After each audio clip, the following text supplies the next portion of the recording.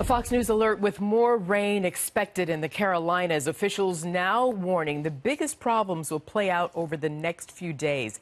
They expect extreme storm surge and high winds to hit areas already devastated by massive floodwaters and downed power lines. North Carolina Congressman Ted Budd joins me now on the phone in Greensboro. And Congressman, thank you very much for being here. I know you're very busy. And if I may, I want to start here with you because I know that you and the emergency crews were expecting floodwaters to rise substantially overnight as they did. How did you feel seeing it for the first time?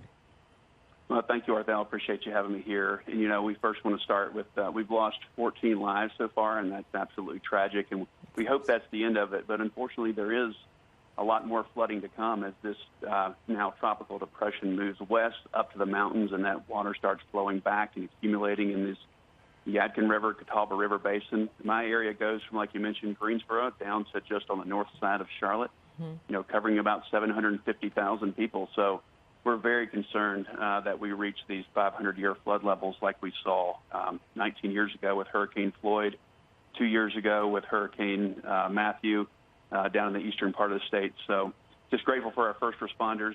And, you know, we're sending assets down east now, but we're going to need some back here in a few days. So we're being very careful. And that's you know, listen, I know you're well prepared, Congressman. Did the flooding present more challenges than expected? Are you in good shape? And if you mentioned that you need some more help, what do you need? Well, you know, we started before this came when this was still offshore and had not made landfall at the FEMA headquarters in Washington, D.C.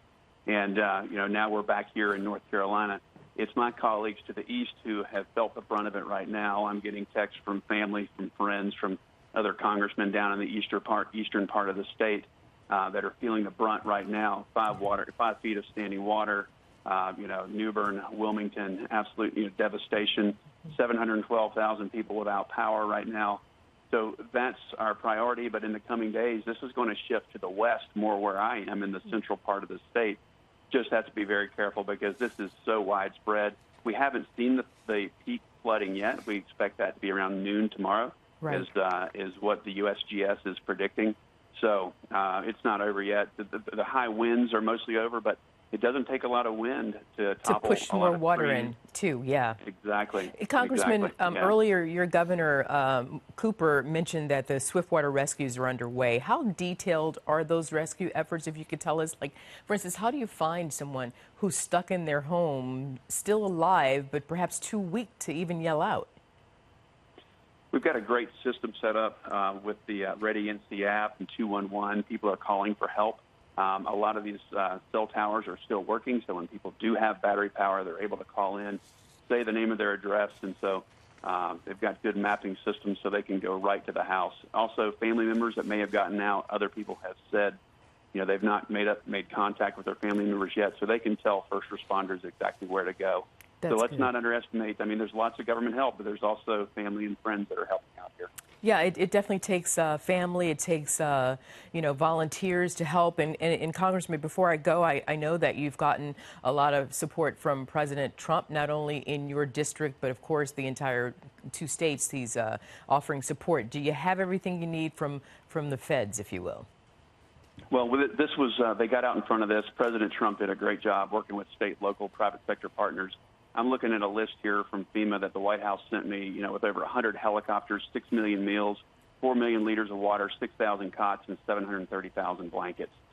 This is phenomenal, them to pre-position this in conjunction with state and local officials. But we're ahead of this. But remember, the storm is still ongoing, and the water is still coming. So there's only so much we can do. But as far as planning, I think they did an excellent job. And if you could, wrapping up, give me 30 seconds, if you could, Congressman, what are your biggest concerns moving forward, next 24 hours, 48 hours? Yeah, we want to think about those who are in the low-lying areas that, you know, we're worried about the elderly, people who are in retirement homes that may need to be moved out, people who they can't move on their own, that may not have close family or friends. So those are the ones that we're concerned about right now. But again, we're doing a great job here in the state. It's just a big challenge. We've seen this before. But I think we're doing a great job. Congressman Ted Budd, keep up the good work. Good luck to you, sir. And thank you for joining us. And we'll be back in a moment. Thank you, sir.